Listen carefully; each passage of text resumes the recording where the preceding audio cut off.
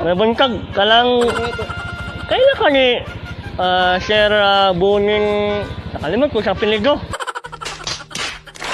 Stop it. Get some help. Paano masabi? Ang ikaw dito? Naman ko yung na yung parcel abot. Then, ako na lang... Abi na Oh. break pa.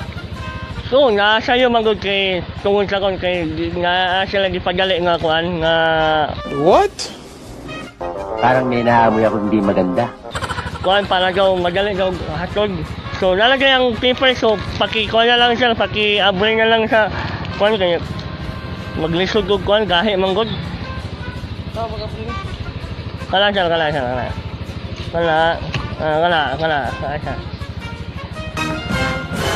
It was at this moment that he knew he fucked up.